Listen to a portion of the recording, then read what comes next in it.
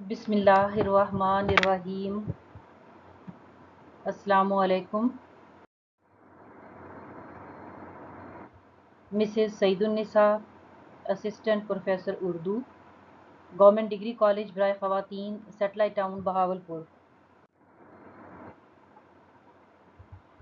हम पढ़ेंगे हिस्सा नसर और उसमें है सबक नंबर 13, जिसका उन्वान है कि एक सफ़रनामा जो कहीं का भी नहीं है।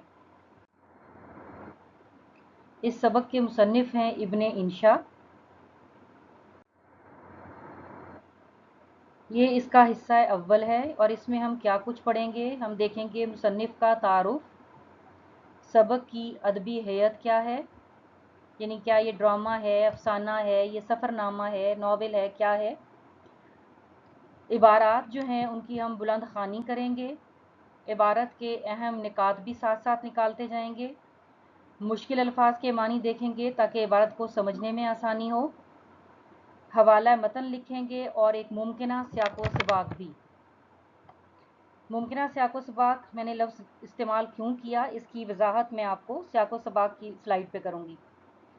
इसके अलावा हम उससे उन इबारात जो हैं उनकी तशरीह भी करते चले जाएंगे और इस लेक्चर के आखिर में भी और बाकी तमाम हिस्सों के आखिर में भी जितनी इबारतें हमने उस लेक्चर में पढ़ी होंगी उतने हिस्से तक का हम खुलासा भी तैयार करते चले जाएंगे। लेकिन जो मारूज़ी सवाल हैं वो हम सबक के आखिरी लेक्चर में तैयार करेंगे। सबसे पहले हम मुसन्निफ़ का तारुफ देख लेते हैं। मुसन्निफ़ का असल नाम था शेर मोहम्मद और वो मशहूर हुए इब्ने इंशा के नाम से। इब्ने इंशा 1927 में ज़िला जालंधर भारत में पैदा हुए और 1978 में फौत हुए।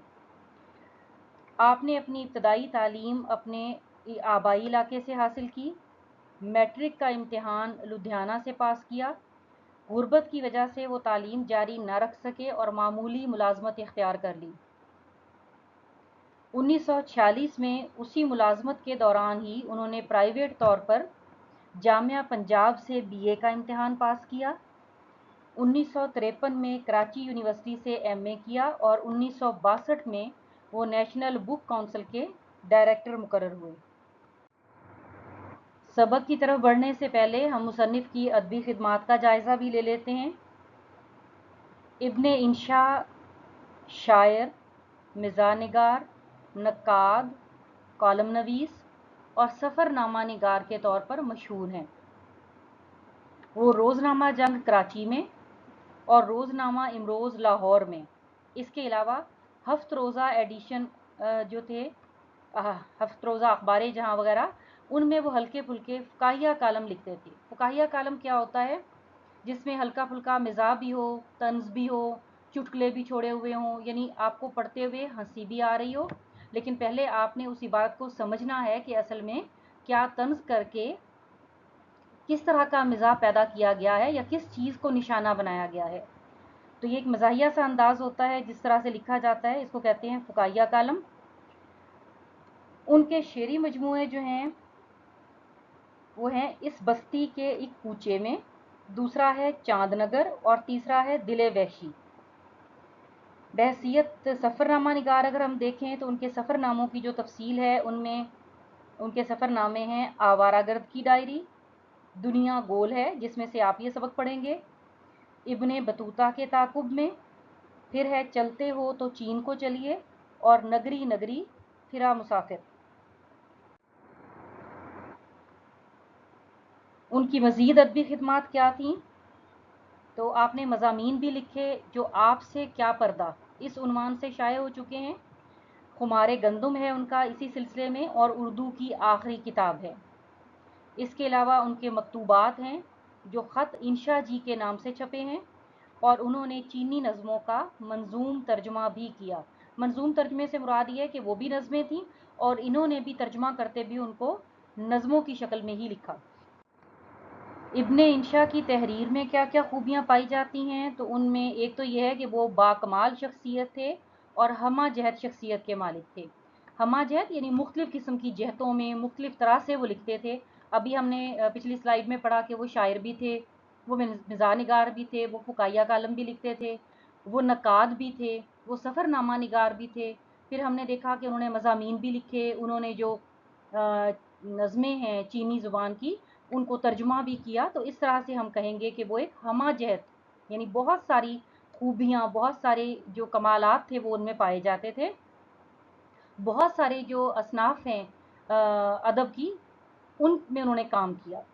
दूसरी खूबी जो है उनकी वो क्या है कि तहरीर में शगुफ्तगी है, रवानी है और सलासत है। यानी तहरीर उनकी पढ़ते हुए अच्छा एहसास भी होता है, फिर वो मुसलसल तहरीर होती है, कहीं भी हमें बात के एकदम ख़त्म हो जाने, राब्ते का टूट जाने का एहसास नहीं होता। और तीसरी बात जो सलासत है, ये कहते हैं आसान को, सलीस को, आम फहम को, उनकी जो तहरीर है वो आसानी से समझ में आ जाती है। सबक की अदबीयत क्या है, यानी ये किस सिंफ में लिखा गया है ये सबक जो है। ये जो है एक सफ़रनामा है। अब पहले ये देख लेते हैं कि सफ़रनामा किसे कहते हैं। सफ़रनामा एक ऐसी तहरीर जिसमें मुसन्निफ़ जो है वो अपने सफ़र के तमाम तर तजर्बात और मुशाहिदात लिखता है। जो कुछ उस पे बीती, जो कुछ उसने देखा, उसने समझा, उस माहौल से, उस इलाके से, वो सारा कुछ लिखता है। मसलन सफ़र की तैयारी उसने कैसे की। अब ज़ाहिर है किसी और मुल्क में जा रहे हैं, वीज़ा भी चाहिए, पासपोर्ट बनवाना है, करेंसी तब्दील करवानी है, तो उसमें जो जो रुकावटें आती हैं उस काम को कैसे आसान किया जा सकता है। फिर यह है कि दौरान सफ़र कैफियत और मुशाहिदात, सफ़र के दौरान क्या कुछ हुआ, क्या अच्छा, क्या बुरा, क्या नहीं करना चाहिए था तो ये मुसीबत से बच सकते थे, क्या कर लेते तो सफ़र और आसान हो जाता। तो ये इस तरह की चीज़ें भी वो पढ़ने वालों के साथ जो हैं वो अपनी याददाश्तें बांटते हैं, अपने सफ़र में पेश आने वाले वाक़यात को बयान करते हैं। फिर वहाँ पर जो उन्हें मसाइल पेश आए, मिसाल के तौर पे पैसे कम लेके गए थे, लिबास वैसा नहीं लेके गए थे जैसी वहाँ के माहौल के मुताबिक ज़रूरत थी, या इसी तरह की और चीज़ें जो हैं वो भी लोगों को बताते हैं अपने इन सफ़रनामों के ज़रिए। फिर है कि वहाँ के जो असल चीज़ है वो ये कि वहाँ के काबिल दीद मकामात कौन कौन से हैं, कौन कौन सी जगह हैं जब आप जा रहे हैं तो आपको ज़रूर देखनी चाहिए। यानी अगर कम वक्त है ख़ास तौर पे, तो अगर आप उन जगहों को देख लेते हैं तो कम से कम वक्त में आप वहाँ का जो रहन सहन का अंदाज़ है, वहाँ की जो तहजीब और सकाफ़त है, वो वहाँ का जो माहौल है उसको आप आसानी से समझ सकते हैं। आम तौर पे ये जगह होती हैं अजायब घर हो गए, वहाँ के चिड़ियाघर हो गए, वहाँ की लाइब्रेरियाँ हो गईं। इस तरह की जो जगह होती हैं वहाँ पे एक ही जगह पे बहुत सारी चीज़ें हमें एक वक्त में नज़र आ रही होती हैं। या वहाँ के होटल्स हो गए, यानी आप खाने का जो मेयार है या उनकी जो डिशें हैं वो आप वहाँ पे देख सकते हैं। तो ये चीज़ें भी वो लोगों को बताते हैं अपने सफ़रनामों के ज़रिए। इसके अलावा वहाँ के लोग लिबास कैसा पहनते हैं, ज़ुबान कौन सी बोलते हैं, उनकी सकाफ़त कैसी है, रहन सहन कैसा है, उनकी अगर कोई त्यौहार वगैरह हैं तो वो कैसे हैं, जो जिस त्यौहार में ख़ास तौर पे ये लोग भी शामिल हुए हों या बहुत करीब से देखा हो। और एक और अहम बात, बल्कि सबसे अहम बात ये है कि वहाँ के लोगों का रवैया कैसा है। आपने जाके वहाँ क्या अंदाज़ इख्तियार करना है कि आपका ये सफ़र जो है ये यादगार बन जाए। और जब आप सफ़र पे जा रहे हैं, उस इलाके को देखना चाह रहे हैं, तो आप ज़्यादा से ज़्यादा उन चीज़ों को देख पाएँ, समझ पाएँ। अच्छा, मुसन्निफ़ करता क्या है कि मुसन्निफ़ अपने बयान करने का अंदाज़ जो है वो दिलचस्प रखता है और एक-एक चीज़ की मंज़रकशी करता है, पूरा नक्शा जो है वो कारी यानी पढ़ने वाले के सामने खींच देता है। छोटी-छोटी चीज़ें बयान करके, वहाँ के मनाज़र बयान करके, उससे होता क्या है कि जो कारी है, यानी जो पढ़ने वाला है, अब हर शख़्स तो नहीं जा सकता, लेकिन जो पढ़ने वाला है उसको उस सफ़रनामे के ज़रिए ऐसा महसूस होता है गोया वो उस इलाके या मुल्क को और वहाँ के लोगों को वो खुद देख रहा है। ये होता है सफ़रनामा। ये है इस सफ़रनामे की पहली इबारत। आप इससे पहले भी एक सफ़रनामा अपने निसाब में पढ़ चुके हैं और वो है हवाई के उन्वान से बेगम अख्तर रियाज़ुद्दीन का लिखा हुआ। उस सफ़रनामे में और इसमें दोनों के अंदाज़े बयां में आप वाज़ेह फ़र्क महसूस करेंगे, क्योंकि उसमें एक बयानिया अंदाज़ है, कहीं-कहीं थोड़ा बहुत मिज़ाज जो है वो पैदा किया गया है, वो वाक़यात के ज़रिए मिज़ाज पैदा किया गया है।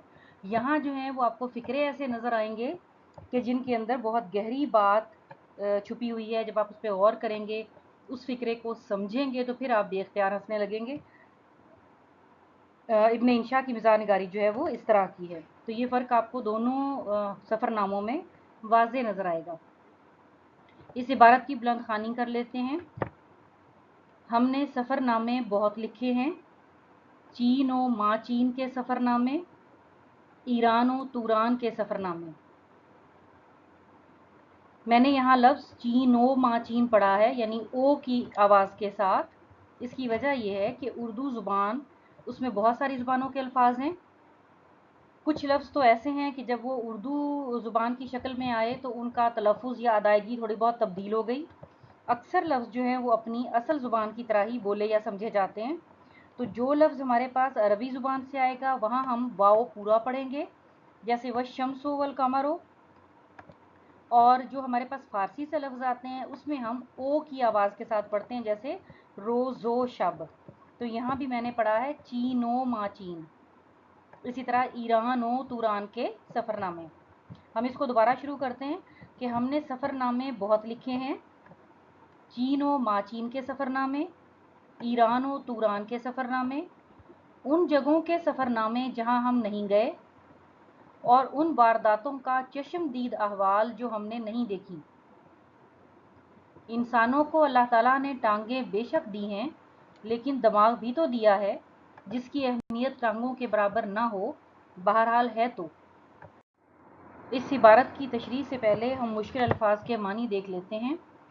वारदात कहते हैं वाक़यात को या काम को। चश्मदीद अहवाल, चश्म कहते हैं आँख को, दीद कहते हैं देखने को, अहवाल कहते हैं हाल की जमा। तो चश्मदीद अहवाल से मुराद है आंखों देखा हाल, यानी जो आपको अच्छी तरह से याद है, अच्छी तरह पता है कि आपने क्या देखा है, और अगर आप उसको बयान करना चाहें तो उसको पूरे तौर पे बयान कर सकें। चीन व माचीन यानी चीन और उससे भी आगे या परे दूर के इलाके। तुरान कौन सा इलाका है? तो ये वस्त एशिया का वो इलाका है जो फरीदों के बेटे के नाम की मुनासबत से, कौन से बेटे की? जिसका नाम तूर था, उसके हवाले से इस इलाके को ही तुरान कहा जाता है। अहम निकात क्या हैं और हम क्यों निकालते हैं? तो मैंने सबक नंबर 12 मौलवी नज़ीर अहमद के पहले लेक्चर में इन सारी चीज़ों की वजाहत की थी। मैं अहम निकात इसलिए करवाती हूँ कि अगर आप इन्हीं को बाद में इकट्ठा कर लें तो आपका खुलासा तैयार हो जाता है। ये आप जहन में रखें कि आपके इंशाई पर्चे में 10 नंबर का सवाल आता है किसी सबक के खुलासे का। अगर आप इन्हीं अहम निकात को, जो हम हर इबारत में से निकालते जाएंगे, बारब तरीके से इकट्ठा कर लेंगी तो आपका ये खुलासा तैयार हो जाएगा और इस तरह याद करना भी आसान है। अब इस इबारत के अहम निकात कौन से हैं? मुसन्निफ ने बहुत से सफ़रनामे लिखे हैं। ये सफ़रनामा कहाँ का है बता नहीं सकते। मज़ाहिया अंदाज में कह रहे हैं कि सफ़रनामा लिखने के लिए सफ़र करना ज़रूरी नहीं, बल्कि अकल और तसव्वुर के बलबूते पर भी लिखा जा सकता है। अब हम बढ़ेंगे इबारत की तशरीह की तरफ, लेकिन उससे पहले भी कुछ काम ज़रूरी हैं, जिनमें सबसे पहले तो मैं ये वजाहत करूँगी यहाँ कि आपने चूँकि हवाला मतन लिखना होता है, 2 नंबर का ये हिस्सा होता है आपके सवाल में। सियाको सिबाक लिखना होता है, ये 3 नंबर पे मुश्तमिल होता है, और इसी तरह 10 नंबर की तशरीह होती है। तो इसका तरीक़ेकार भी मैं आपको मौलवी नज़ीर अहमद के पहले लेक्चर में तफसील से बता चुकी हूँ कि आपने हवाला मतन कैसे लिखना है। फिर मैंने इसी लेक्चर के जहाँ तफसील बताई थी कि हिस्सा अव्वल में हम क्या कुछ पढ़ेंगे, उसमें मैंने एक लफ्ज़ इस्तेमाल किया था मुमकिना सियाको सिबाक। होना तो यही चाहिए कि जो इबारत भी आपको पर्चे में आए, आपने उससे कुछ पहले का कुछ जो वाक़यात हैं या हालात हैं उनको, और कुछ उस इबारत के बाद के जो हैं उनको इकट्ठा करके लिखना होता है। पहले वाले को सियाक कहते हैं और बाद वाले को सबाक कहते हैं। लेकिन मैं सियाको सिबाक इकट्ठा करवा देती हूँ इसलिए कि आपके उर्दू के अलावा भी और मज़ामीन हैं। फिर आपका जो निसाब है वो अच्छा खासा होता है, तो हर इबारत के लिए अलग अलग सियाको सिबाक याद करना, तैयार करना, ज़हन में रखना मुश्किल हो जाता है। इसलिए मुमकिना एक सियाको सिबाक ऐसा होना चाहिए जो चाहे बिल्कुल पहली इबारत आपको तशरीह के लिए आए, दरमियान में से आए, बिल्कुल आखिरी इबारत आए, वो सबके साथ लिखा जा सके। तो मैं यहाँ लेक्चर्स में आपको मुमकिना सियाको सिबाक ही लिखवाती होती हूँ। अगर आपने नहीं सुना वो लेक्चर, आप ज़रूर सुन लें ताकि आपको तरीक़ेकार समझ में आ जाए, तशरीह कैसे करनी है, सियाको सिबाक लिखते कैसे हैं, या हवाला मतन कैसे लिखते हैं। आज चूँकि हम इस लेक्चर को शुरू कर रहे हैं तो पहली इबारत से शुरू करेंगे, तो यहाँ मैं एक दफ़ा आपको मुमकिना सियाको सिबाक भी बता दूंगी और हवाला मतन भी। हवाला मतन क्या है जी? मुसन्निफ का नाम है इब्ने इंशा। सबक का उन्वान है एक सफ़रनामा जो कहीं का भी नहीं है।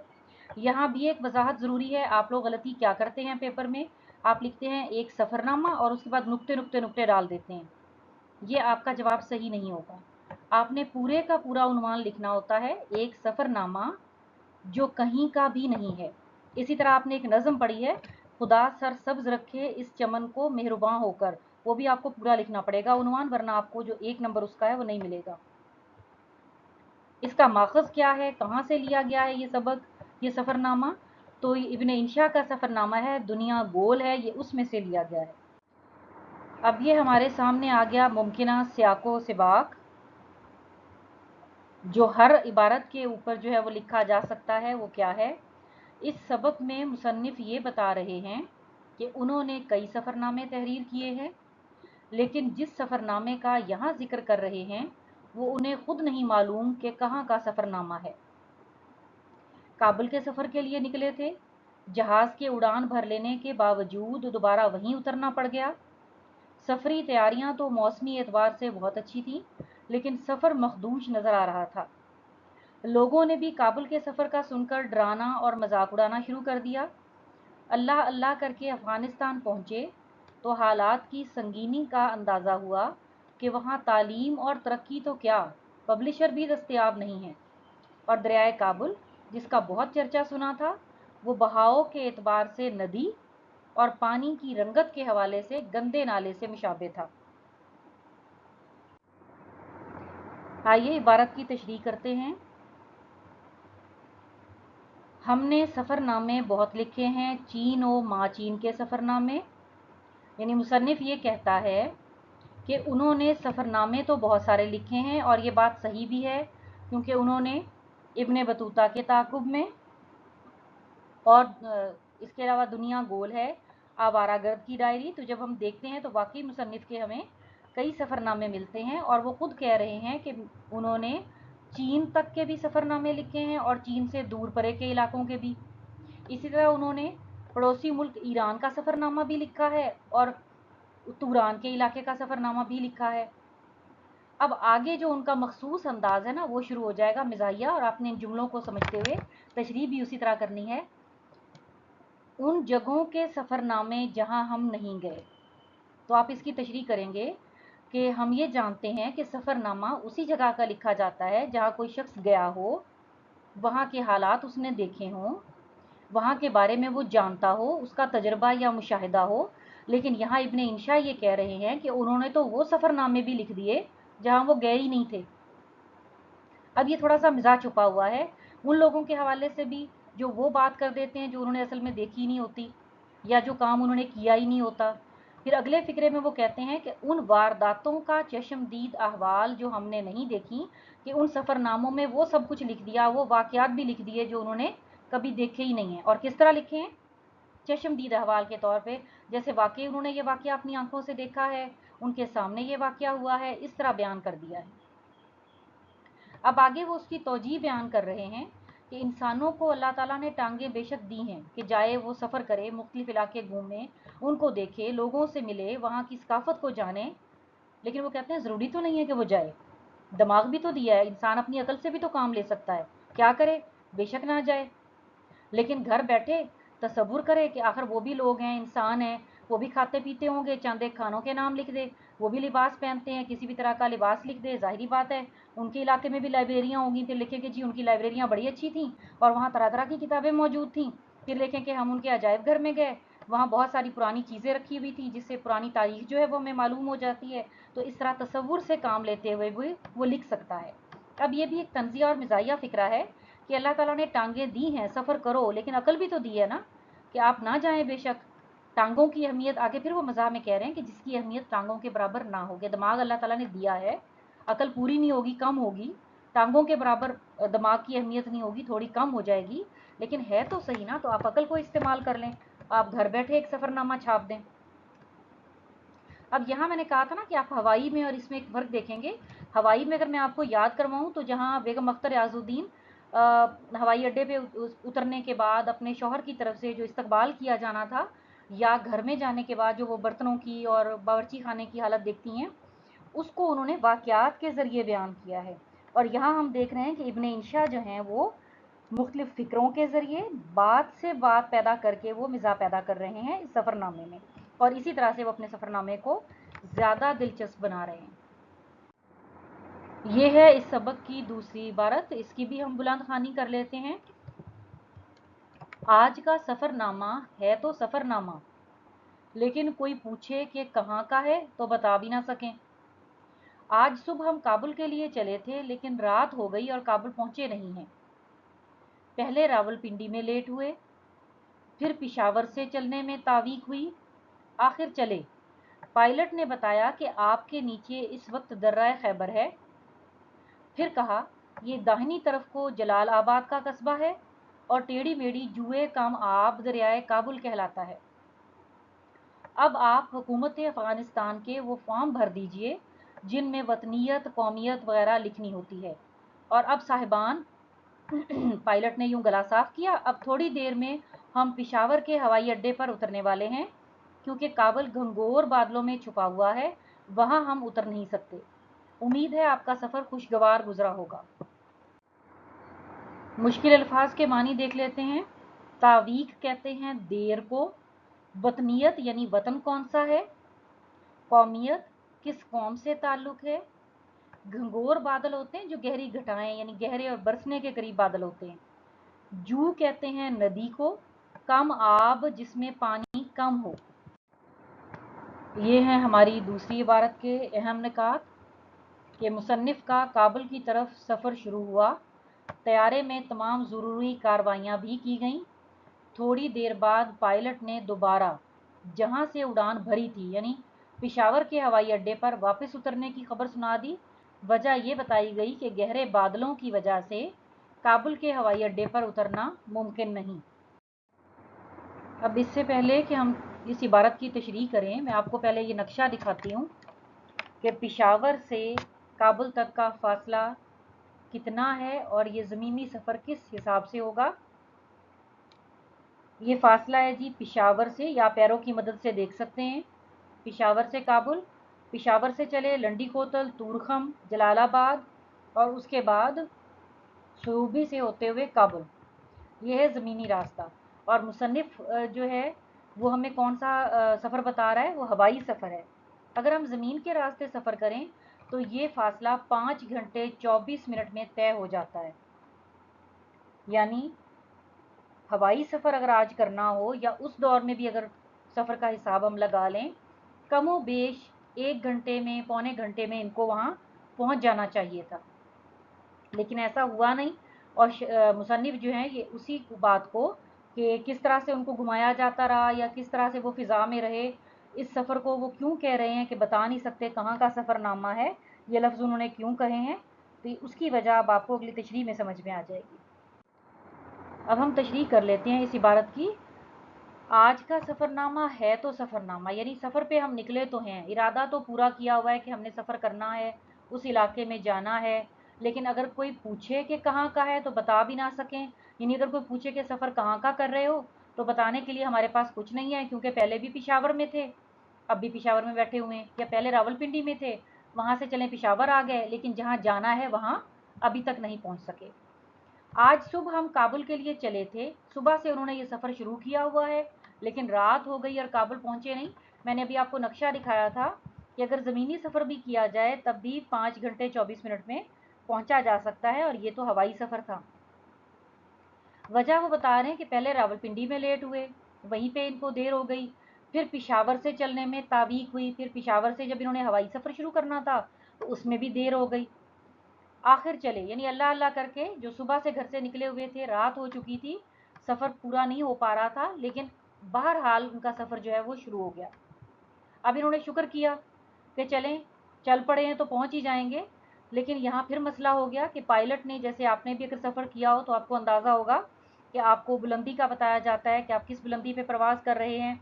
इसके अलावा सफ़र के हवाले से यानी ऐसा तासुर दिया जाता है कि आपका सफ़र जो है वो खुशगवार गुजरे, اس کے بعد بتایا جاتا ہے کہ کس جگہ پہ پرواز کر رہے ہیں، کتنی دیر میں ہم پہنچ جائیں گے۔ تو اب یہی سلسلہ جو ہے وہ اس جہاز کے اندر بھی شروع ہو گیا۔ مصنف کہتے ہیں کہ پائلٹ نے بتایا آپ کے نیچے اس وقت درہ خیبر ہے۔ اب آپ یہاں غور کرتے جائیں گے کہ پھر کہا یہ داہنی طرف کو جلال آباد کا قصبہ ہے، یعنی جہاں وہ سفر کر رہے ہیں فضا میں، وہاں سے ان کو جلال آباد نظر آ رہا ہے، اتنا قریب ہے یہ حصہ۔ اور پھر وہ بتا رہے ہیں کہ یہ جو آپ کو ٹیڑھی میڑھی جوئے کم آب، یہ نیچے جو بل کھاتی ہوئی ندی سی نظر آ رہی ہے جس میں تھوڑا تھوڑا پانی بھی نظر آ رہا ہے آپ کو، یہ اصل میں دریائے کابل ہے۔ اب مصنف کے کہنے کا مقصد یہ ہے کہ اتنا سب کچھ پاس پاس تھا، اتنا دور نہیں تھا، فضا میں سے وہ یہ سب کچھ دیکھ سکتے تھے۔ اور ذہن میں بھی آ رہا ہوگا کہ چلیں جو دیر ہو گئی سو ہو گئی، اب چل پڑے ہیں تو تھوڑی دیر میں پہنچ جائیں گے۔ پھر پائلٹ نے کیا کہا، وہی جو طریقہ کار ہوتا ہے کہ آپ حکومت افغانستان کا جو فارم ہے وہ بھر دیں، کیونکہ آپ ایک ملک سے دوسرے ملک سفر کر رہے ہیں، اور اس فارم میں کیا کیا ہوتا ہے، اس میں آپ کا وطن پوچھا جاتا ہے، آپ کی قومیت یعنی آپ کی پہچان نیشنلٹی پوچھی جاتی ہے، یعنی جیسے ہم کہیں گے کہ ہم پاکستانی ہیں اس طرح سے، تو وہ والا پر کروایا۔ اب تھوڑا سا ٹائم اس میں گزر گیا، اس کے بعد کہتے ہیں پائلٹ نے گلا صاف کیا اور کہا کہ اب ہم پشاور کے ہوائی اڈے پر اترنے والے ہیں۔ اب آپ فکرے پہ غور کریں، وہ یہ نہیں کہہ رہے کہ ہم کابل اترنے والے ہیں، وہ کہہ رہے ہیں کہ ہم پشاور کے ہوائی اڈے پر اترنے والے ہیں، یعنی ہم جہاں سے چلے تھے وہیں واپس کھڑے ہیں۔ اور وجہ کیا بتائی کہ وہاں پہ چونکہ بہت سارے بادل ہیں، گھٹا چھائی ہوئی ہے، اس لیے وہاں پہ اترنا ممکن نہیں ہے۔ اور بعد میں وہی ایک روایتی فکرہ، اب آپ یہ خود سوچیں کہ انہیں کتنی تکلیف کا سامنا کرنا پڑا ہے، وقت ان کا ضائع ہوا ہے، جذبات ان کے مجروح ہوئے ہیں، اس کے باوجود پائلٹ کیا کہہ رہا ہے کہ امید ہے آپ کا سفر خوشگوار گزرا ہوگا، کہ ضروری نہیں ہے کہ جو باتیں ایک روایت بن چکی ہیں وہ سننے والوں کو بھی اچھی لگتی ہوں، یہ ان کے اپنے حالات ہیں جس سے وہ گزر رہے ہوتے ہیں، اور کہنے والا روایتی انداز میں اسی فکرے کو دہرا کے چلا جاتا ہے۔ تو یہ بھی چھوٹی چھوٹی چیزیں ہیں جو غور کرنے کی ہیں۔ تیسری عبارت کیا ہے اس سبق کی، یہ آ گئی آپ کے سامنے، ہم اس کی بلند خوانی کرتے ہیں۔ دراصل آثار شروع ہی سے ٹھیک نہیں تھے، جب سے کابل جانے کا سنا لوگ ہمیں برابر ڈرا رہے تھے کہ سردی ہے، جانا نہیں، مر جاؤ گے۔ مولانا حامد علی خان نے کہا میں کابل میں 2 اوور کوٹ پہن کر بھی یہ محسوس کرتا تھا کہ تن زیب کا انگرکھا پہنے ہوئے ہوں۔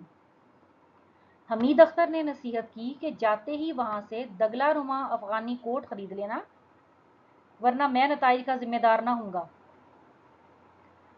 ان لوگوں کا ہم ذکر نہیں کرتے جو ہم سے جل کر تانے تشنے پر اتر آئے تھے۔ ایک نے تو یہاں تک کہا کہ کیا کابل میں گدھے نہیں ہوتے جو تم وہاں جا رہے ہو؟ خیر، فکرے ہر کس بقدر ہمت اوست۔ اس عبارت کے مشکل لفظوں کو آسان کرتے ہیں۔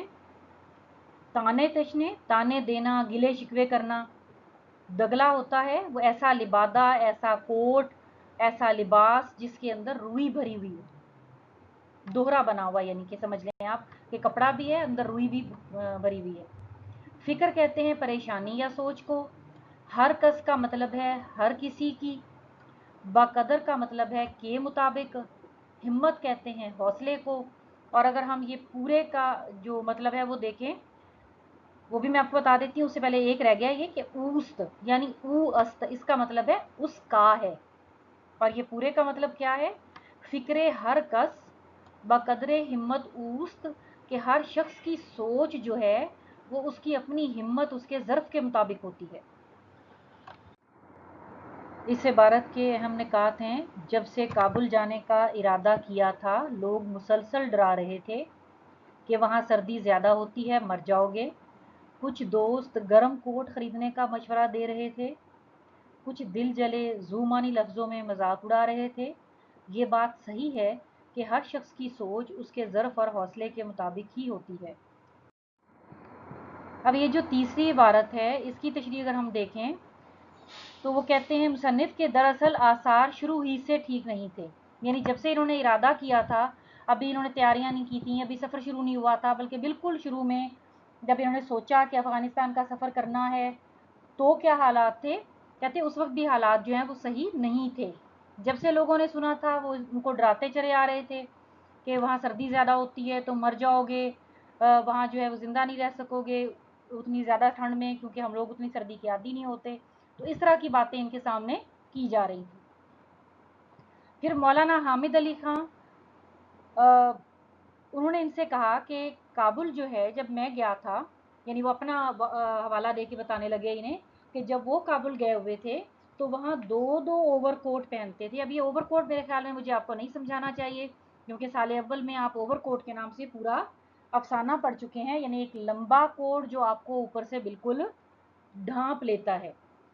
और मौलाना हामिद अली खान जो हैं वो क्या बता रहे हैं कि वो एक ऐसा लंबा कोट पहन के दो दो पहन के वहाँ फिरा करते थे, तब जाके वो सर्दी से बच पाते थे।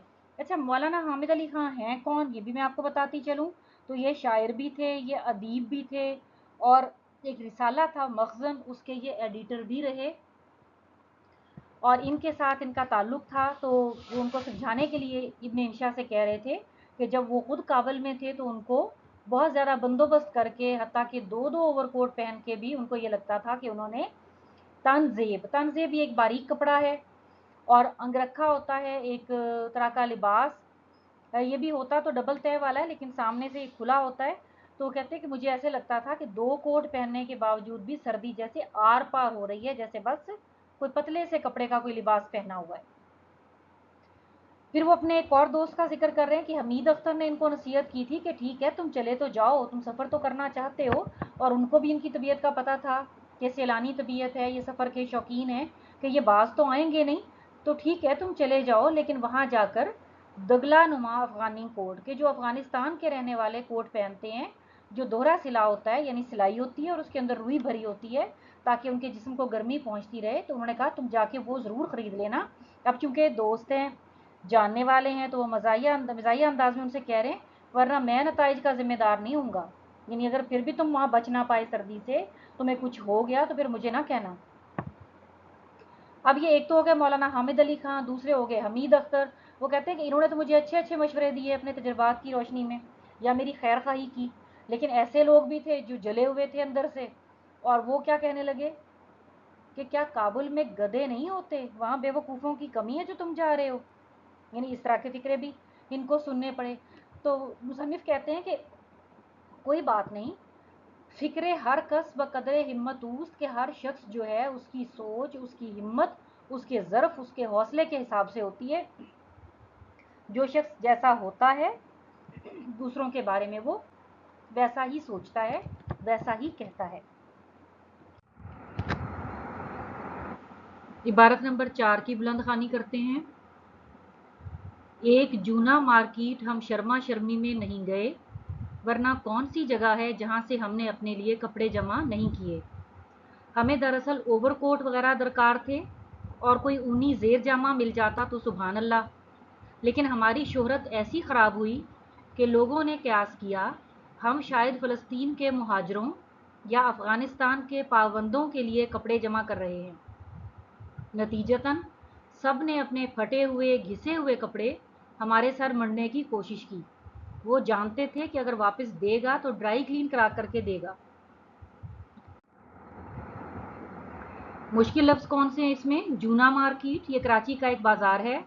शर्मा शर्मी, झिझक, ज़ेर जामा, जामा कहते हैं लिबास को, ज़ेर कहते हैं नीचे, कि जो असल लिबास के नीचे पहने जाने वाला लिबास होता है उसको कहते हैं। पाबंदे कहते हैं खाना बदोशों को। सर मंडना, ज़बरदस्ती ठूंस देना, और ड्राई क्लीन, ये मशीन के ज़रिए कपड़े साफ़ करना। ये एक मखसूस तरीका है, आपने ये नहीं समझना कि जैसे हम घर में मशीन लगा लेते हैं, वॉशिंग मशीन। ये मखसूस तरीके से साफ़ किए जाते हैं, इनको ड्राई क्लीन कहा जाता है। इसके अहम निकात कौन से हैं? दोस्तों की नसीहत के मुताबिक सर्दी से बचने के लिए ओवरकोट और ऊनी ज़ेर जामे की ज़रूरत थी। गर्म कपड़ों की तलाश में चंद एक जगहों के अलावा हर जगह मारे मारे फिरे। इसी चक्कर में शोहरत इतनी ख़राब हो गई कि लोगों ने अपने पुराने कपड़ों से जान छुड़ाने के लिए हमें देना शुरू कर दिए। वो ये सोच रहे थे कि अगर रख लेगा तो उनकी इन कपड़ों से जान छूटी, और अगर वापस करेगा तो वो ड्राई क्लीन हो चुके होंगे और साफ़ सुथरे मिलेंगे। हम इस इबारत की भी तशरीह कर लेते हैं। मुसन्निफ़ ये कहता है कि अब चूँकि वो तैयारी कर रहा है जाने के लिए अफ़गानिस्तान, और दोस्त अहबाब उसको डरा भी चुके हैं कि वहाँ सर्दी बहुत होती है, तो अब ये कपड़े इकट्ठे करने के लिए शुरू हो गए कि गर्म कपड़े जहाँ से भी मिल जाएं। तो वो कहते हैं कि हर जगह वो गए, सिर्फ जूना मार्केट नहीं गए, क्योंकि वो पुराने कपड़ों की जगह है। तो कहते हैं शर्म के मारे, झिझक के मारे हम सिर्फ वहाँ नहीं गए कराची की उस मार्केट में, वरना कौन सी ऐसी जगह है जहाँ से इन्होंने अपने लिए कपड़े जमा नहीं किए। अब इन्हें क्या चाहिए था, इन्हें चाहिए थे असल में ओवरकोट, और दूसरी बात ये चाहते थे कि कोई ऐसा ऊनी ऐसा लिबास मिल जाए कि जो असल लिबास के नीचे पहना जा सके, ताकि जिस्म को हर वक्त जो है वो गरमाइश पहुंचती रहे कि सुबहान अल्लाह, कि अल्लाह ताला पाक है, यानी तमाम तारीफ़ें अल्लाह के लिए हैं। मकसद ये कि अगर ऐसा मिल जाता तो अल्लाह ताला का बड़ा करम होता कि कोई गर्म लिबास होता जिसको वो हर वक्त पहने रखते, और ऊपर वाले कपड़े जो हैं वो बदलते रहते, ताकि जिस्म सर्दी से महफूज रहता, उसको गरमाइश मिलती रहती। इनके साथ हुआ क्या, कहते हैं कि हमारी शोहरत ऐसी ख़राब हो गई, लोगों तक हमारी बारे में जो बात पहुंची वो इस तरह से पहुंची कि ये तो जगह जगह से कपड़े इकट्ठे कर रहा है। तो लोगों ने क्या सोचा कि शायद फ़लस्तीन के मुहाजिरों के लिए कर रहा होगा या अफ़गानिस्तान के खाना बदोशों के लिए। अच्छा, यहाँ हमारी नफ्सियात बताई गई है कि हम क्या करते हैं, जो कपड़ा खुद नहीं पहनते, जो ख़राब हो चुका होता है, जो हमें अच्छा नहीं लगता, हम उठा के वो दे देते हैं, जी ये खैरात है, ये गरीबों को दे दो, ये बेचारे खाना बदोशों को दे दो। भाई वो भी इंसान है, एक तो वो बेचारे बेसरो सामानी की हालत में है, ऊपर से आप उन्हें फटे पुराने कपड़े दे रहे हो, जो उनकी आंखों में उम्मीद की एक चमक आएगी कि ठीक है चलो लिबास तो मिला, जिस्म तो ढक सकेगा, वो उम्मीद भी कुछ लम्हों के बाद उन बेचारों से छिन जाती है, क्योंकि ये हमारी नफ्सियात बन चुकी है कि हम पुराने कपड़े, घिसे फटे कपड़े जो है वो उन बेचारों को देते हैं। तो यहाँ उन्होंने उसी का जिक्र किया है दरपर्दा कि जब इनकी शोहरत ये पहुंची कि ये जगह जगह से कपड़े इकट्ठे कर रहे हैं, तो ऐसे लोग भी थे कि जिन्होंने जान छुड़ाने के लिए, कि ये सोच के कि ये फ़लस्तीन के मुहाजिरों के लिए कर रहा होगा, ये अफ़गानिस्तान के पाबंदों यानी कि खाना बदोशों के लिए कर रहा होगा, यानी गरीबों के लिए इकट्ठे कर रहा है, तो उन्होंने अपने घिसे फटे पुराने कपड़े जो हैं वो इनको थोप दिए। फिर वो ये कह रहे हैं कि इनको ये भी पता था, कि अपनी तबीयत के हवाले से बता रहे हैं कि अगर ये वापस करेगा तो ड्राई क्लीन करा के देगा, साफ़ सुथरे करके देगा, और अगर रख लेगा तो जान छूटी। आज हम पढ़ेंगे यही 4 इबारतें, और इन्हीं के जो अहम निकात थे मैंने आपको शुरू में भी समझाया था कि उनको हम इकट्ठा करके खुलासे की शक्ल दे लेंगे। अब मैं इनमें कोई इजाफा नहीं कर रही, सिर्फ मैंने वो सारे अहम निकात जो हैं उनको यहाँ लिख दिया है। और ये देखें आपके पास एक यहाँ तक का खुलासा जो है वो तैयार हो गया है। हम इसको पढ़ लेते हैं कि मुसन्निफ़ ने बहुत से सफ़रनामे लिखे हैं, ये सफ़रनामा कहाँ का है बता नहीं सकते, मज़ाहिया अंदाज में कह रहे हैं कि सफ़रनामा लिखने के लिए सफ़र करना ज़रूरी नहीं, बल्कि अकल और तसव्वुर के बलबूते पर भी लिखा जा सकता है। मुसन्निफ़ का काबुल की तरफ सफ़र शुरू हुआ, तैयारे में तमाम ज़रूरी कार्रवाइयाँ भी की गईं। थोड़ी देर बाद पायलट ने दोबारा जहाँ से उड़ान भरी थी, यानी पिशावर के हवाई अड्डे पर वापस उतरने की खबर सुना दी। वजह ये बताई गई कि गहरे बादलों की वजह से काबुल के हवाई अड्डे पर उतरना मुमकिन नहीं। जब से काबुल जाने का इरादा किया था, लोग मुसलसल डरा रहे थे कि वहाँ सर्दी ज़्यादा होती है, मर जाओगे। कुछ दोस्त गर्म गोट खरीदने का मशवरा दे रहे थे, कुछ दिल जले ज़ूमानी लफ्ज़ों में मजाक उड़ा रहे थे। ये बात सही है कि हर शख्स की सोच उसके ज़र्फ़ और हौसले के मुताबिक ही होती है। दोस्तों की नसीहत के मुताबिक सर्दी से बचने के लिए ओवरकोट और ऊनी ज़ेर जामे की ज़रूरत थी। गर्म कपड़ों की तलाश में चंद एक जगहों के अलावा हर जगह मारे मारे फिरे। इसी चक्कर में शोहरत इतनी ख़राब हो गई कि लोगों ने अपने पुराने कपड़ों से जान छुड़ाने के लिए उन्हें देना शुरू कर दिए। वो ये सोच रहे थे कि अगर रख लेगा तो उनकी उन कपड़ों से जान छूटी, और अगर वापस करेगा तो वो ड्राई क्लीन हो चुके होंगे और साफ़ सुथरे मिलेंगे। ये है यहाँ तक का खुलासा। हम ये दोहराई कर लेते हैं कि आज के इस लेक्चर में हमने क्या कुछ पढ़ा है। हमने ये जाना कि ये मुसन्निफ़ जो हैं उनकी अदबी खिदमत कौन कौन सी हैं, उनकी ज़ाती ज़िंदगी के हालात हमने जाने। फिर हमने सफ़रनामा जो इसकी अदबी हैत है इस सबक की, उसके बारे में सीखा कि सफ़रनामा कहते किसको हैं। उसके बाद हमने हवाला मतन और सियाक़ो सिबाक जो है वो लिखा, मुमकिना सियाक़ो सिबाक। और फिर 4 इबारात के मुश्किल अल्फाज और अहम निकात अलग करते हुए हमने उनकी तशरीह भी कर ली, और बाद में हमने उन्हीं अहम निकात को इकट्ठा कर लिया।